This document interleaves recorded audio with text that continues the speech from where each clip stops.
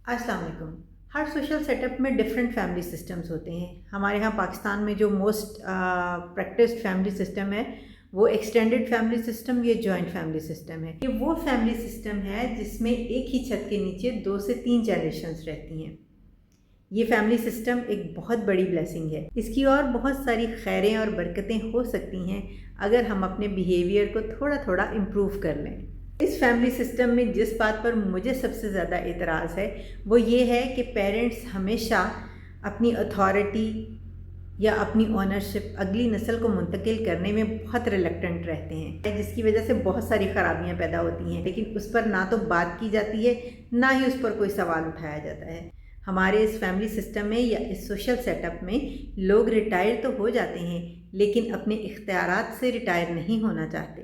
लोग तमाम उम्र मेहनत करते हैं, घर बनाते हैं, बच्चों को पढ़ाते हैं, अपनी लाइफ को अपने हिसाब से सेट करते हैं।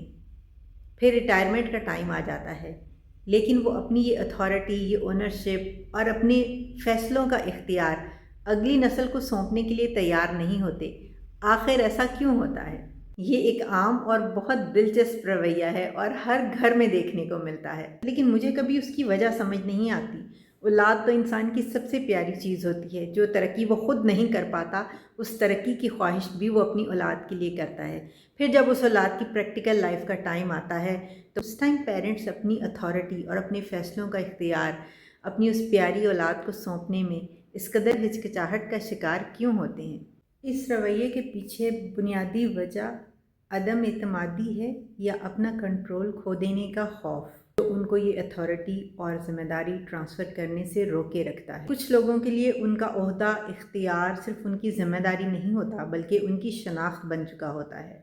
या फिर उन्हें डर लगता है कि अगर उनका इख्तियार चला गया या कम हो गया तो शायद उनकी अहमियत भी कम हो जाएगी। या फिर उन्हें ये डर रहता है कि बच्चे ये ज़िम्मेदारी बखूबी पूरा नहीं कर पाएंगे और उनके फ़ैसले गलत साबित हो जाएंगे। उसमें एक फैक्टर ये भी है कि शायद इन लोगों को डिसीजन मेकिंग की आदत पड़ चुकी होती है।